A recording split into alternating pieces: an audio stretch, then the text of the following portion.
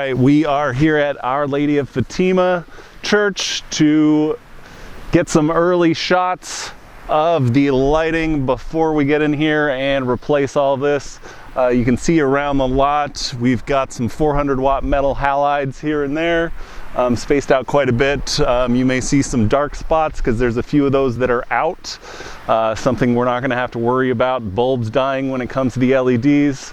So we're going to be replacing these 400 watts with 150 watt NextGen 3 lights. We're going to be putting motion sensors, doing some programming to adjust the lighting, making sure that we're not wasting power. Going to see the big difference just from the start, from 400 watts down to 150. We've also got some 300 watt lights going up on the church around the main building on all the sides. And we're doing some solar lighting in the back. So we're going to be doing quite a bit of work here, and we wanted to show you the beginning so you can see the big change and what we end up with at the end. All right, so we're showing you some more of the lights on the building here at the church. We've got a 400 watt, or what we believe is a 400 watt HPS floodlight behind me up on the wall. We've got some smaller little ones up in the corner. We're going to be replacing all these, kicking up the light here. It was nighttime, you can't really see much of anything out here. We're going to be going with some 300 watt lights. We may set up something in those, motion sensor, something to manage some dimming if they want to bring the light levels down. But we're going to have a lot more light over here. With a stronger fixture replacing these. We're also going to have a nice 5000K where it's going to be consistent through the entire lot of the same bright white color, as opposed to a mix of some of these corner lights look like they may be around a 4000K. We've got the HPS, it's going to be 2000 to 3000, 2500, somewhere around that range to get that orange look. So we're going to get it real consistent all the way around. Replace all these lights to get us some good, nice lighting out here. We've got a little field here that's going to be able to get lit up real well with this light. Same thing around the back side of the building. Got a couple of the same lights that we've got right here above me, pointed out in the parking lot, and not much light out there at all. So we're going to see a big difference. All right, you can see we're not getting too much light here. What we do really want to show is that when we get done, we're going to have some light in this area, so it's going to be safe for the patrons of the church to be coming out, getting in their cars, be able to see the door locks as they're getting in, easy movement around, feeling safe and comfortable the way we like it with lighting. All right, showing you a different section of the parking lot here. We do have another light out in the area. But we wanted to show you the lighting as it is right now. We do have a meter out here right in the middle of the lot. We're hitting at about 5 lux, so about half a Footcandle. Not a lot of light, but also something that, you know, we're keeping in mind as we're replacing these 400s. We could go up to 300 watt lights. We are sticking with the 150s because we don't want to flood this with too much light. We want to keep the comfortable feel, but make sure people have enough light to see what they're doing without taking away from the architecture and the setting of the environment here. So one of the big things when it comes to lighting is making sure that you're not overdoing it at times too. We've got other areas of the lot on the back where we're going to be putting in more light so people can see what's going on. We're also going to be putting in some solar lights in areas where there's no power, and solar's the way to go. Makes it real easy when you've got an option like that. So making sure we don't overdo it in areas and making sure we get enough light in areas that need more is one of the key functions to making sure that we're doing good lighting, and that's what we're planning to do here.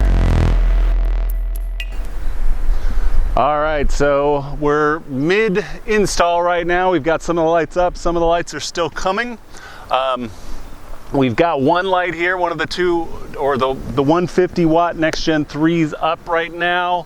It's got the motion sensor on there. If you can see that with the camera, the little white cap on the base. Down on the far side, we've got one of the old 250 watts. Wanted to get some shots during the day so you can see the lights as they're up.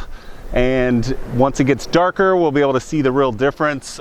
They've already seen some of these lights up and are very happy with the increase in brightness. So we've got a nice bright light coming in here, replacing the old 250s.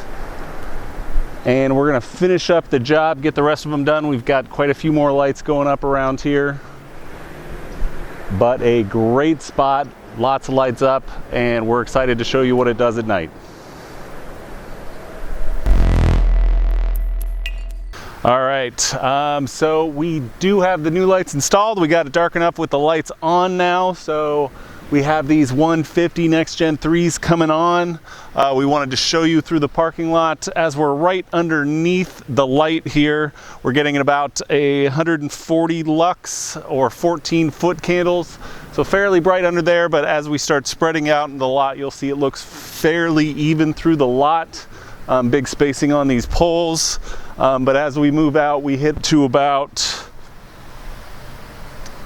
middle of the lot, maybe around 40 lux or 4 foot candles. Even on the far side where we're about as far as we can be from any pole, we're still at about 20 lux, 2 foot candles. So we've got pretty steady through the middle here of a range of about 2 to 4 or 5 foot candles through the majority of the lot. As you get close to the poles, also obviously it's going to be a little bit brighter with this spacing, but we have plenty of light now with 2 foot candles out here on the side, so where I can see my keys, I can see what I'm doing. No problem getting in and out of a car or whatever you need. You can see what's in your hand. I could read the meter no problem as well. Previously with the old lights, the 250 metal halides, we were getting 1 to 2 foot candles close to right underneath the lights, so we had hardly any light anywhere else. So a lot more light, a lot even distribution, and plenty to see what you're doing with the new NextGen 3s. All right, we wanted to show off the sensitivity with these motion sensors. Right now I am about 50 feet. We got the light up about 20 feet. From there, you are gonna see as I move forward, we've got this at 100% sensitivity right now, which should put us around the 45, 50 foot mark. It's not gonna take me very long before I get close enough. This is picking up as I get about halfway. So not even that. You know, I'm getting right out where we're getting a good distance from the light, plenty of light turning on, and I'm 40, maybe 45 feet from the pole. Pole's up, lights up 20 feet. So we've got a good 50 foot range on this sensor, one of the best sensors on the market. You can't go wrong with these NextGen 3 microwave motion sensors. All right, so we wanted to show you the power of these NextGen 3 motion sensors. This is a top-end microwave motion sensor, so it's going to pick up anything. We've adjusted the settings here, so it's only going to stay bright for about 10 seconds with motion. I've lowered the sensitivity so that it's barely catching me right at this range. So if I stay really still, I'm right at the end of the sensitivity. It's going to drop down. A lot of different settings with these. I'm not going to go through how to do the settings. We have a separate video for that to go over that. But we did want to show you all the different changes. I'm moving around. We got it 100% when the light goes on. I can simply adjust my brightness setting. Quick press of a button. Now we're at 70% brightness when motion. We can change the standby brightness time, how bright it is, how long it's staying at full brightness. I'm going to keep the sensitivity down so we can see the changes here. But we change the standby time now, or standby dim level, to 50% instead of 10%. And we're going to see if I stay pretty still here for about 10 seconds, it's going to drop back down. We're now up at 50% instead of 10% on the brightness. So a lot of different settings. Hold time, how long it's at 100% brightness.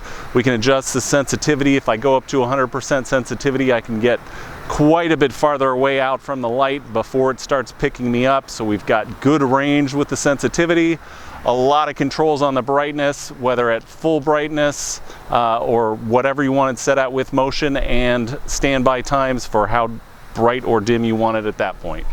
All right, so we wanted to show you these lights as they kick on with the motion sensors. You might hear the dance party in the background. The kids are having fun with a little party for themselves, so don't mind the music. But we've got these 150 watt NextGen 3s up here with the motion sensors. Nice thing with these lights and these motion sensors is that we've got these set up at 70% brightness, and they're going to kick when there's motion, and they go down to 30% when there's no motion. So you're not getting a ton of light. You can use the full 100%, but you can also have the lights go down as low as 70% with motion. Depending on how much light you need in the area, you might want more light. Use the full 100%. Drop it down to even 10% when there's no motion. Set the different times. You want a long hold time with motion, where after there's motion there's 10 seconds, 1 minute, 10 minutes, 30 minutes that it stays at full brightness. Set the hold time to infinity so it always stays at dim, or a certain amount of time where it's at that dimmer level, and then it shuts off completely, so you can really save that power. Get some great Tidal 24 lights for you. Building here. We did some industrial looking vapor type lights in the overhangs here. The old lights were getting a lot of moisture and water in them. Not going to have that problem anymore. But our main focus for this is the two big floodlights we've got on the building behind us. Had a lot less light, did not see much of this yard out here previously. Now we've got two big motion sensor lights on it. They're running at about 30% right now. Anybody's in the area that's going to set those off, we're going to get a lot more light. So if there's people out in the grass playing around, anything like that at night, got plenty of light, and still good lighting to see what's going on even without light. All right, so we're going to do a quick pro tips on these motion sensors. So I'm going to show you the sensor. There's some LEDs in here, blue ones, so you can see what you're at when you're testing it at night. Quick press on the send button. You can notice that little red light in the motion sensor went off and the light went down a little bit. That went with the settings that we have on here. Real easy popping through settings here. You press on and off to turn the LEDs on. We can pop through the different brightnesses at motion.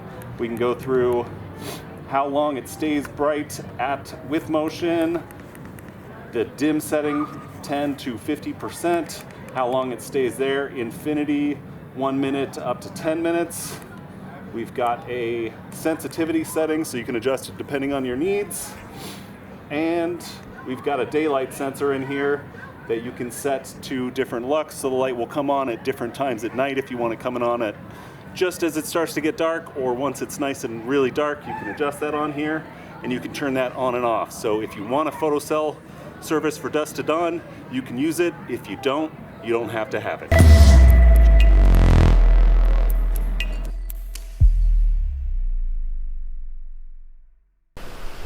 All right, we are showing you some of the lights we're replacing here at Our Lady of Fatima Church. This is the old lights that have been removed. These are 250 watt metal halides, enormous fixture, just 250 watts. The lights that we have going up here replacing these are 150 watt LEDs, which are going to be a nice step up in power. They wanted a little bit more light in their parking lots. We also brought a 300 watt of the same NextGen, just to show you size-wise by comparison. This is our 300 watt versus the old 250 watt metal halide. Big difference there. The old 250 watts still a huge compartment, huge fixture, versus the 300 watt, which is twice as bright as the lights that are going up here. So we've got a big difference, a lot easier to handle when you're dealing with LEDs, a lot smaller fixtures with a lot more power.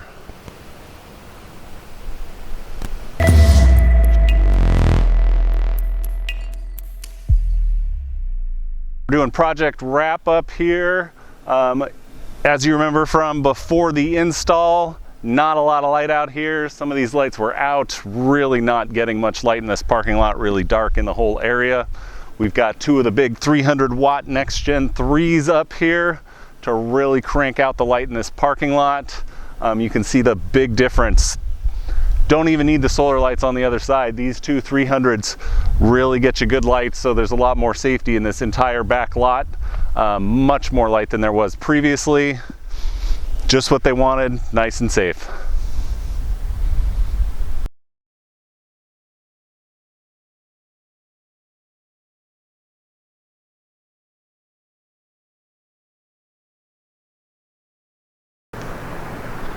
All right, so we picked out this light to show you the coverage of these lights. A lot of people, when they're looking on the website, they're asking, what's the coverage area of this light? How do I know how much space it covers? Well, if you look around here, you'll see it's not exact circles. We're not seeing the light completely drop off. Light's gonna keep moving out. If I pulled the meter out and we start moving away from the light, you're gonna see that the level of light continues to drop as we move away from the light itself, but we can't see that it's still visible all around. We don't have a lot of lights that are coming in and combining with this light, so this one's a great one because it's kind of singled out for the lighting to show you what's going on. But as the light progresses out, we've still got plenty to see what we're doing. We've got even coverage. You don't see it extremely bright right here and suddenly just dark over there. We want nice, even coverage. But this is one of the main reasons why we don't show a specific coverage area on the lights, because when it comes to lighting, it works a little different than that. We may have set coverage areas where we would focus on, but it's a lot bigger deal when it comes to crossover lighting. Make sure we're getting good spacing to get these lights to combine all together so we're getting great light.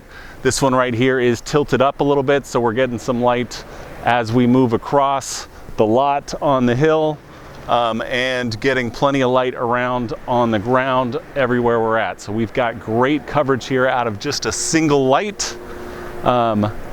Going plenty far for what we need with the focus of the light in the coverage area. Once again, when you need some help when it comes to coverage, give us a ring so we can help you out.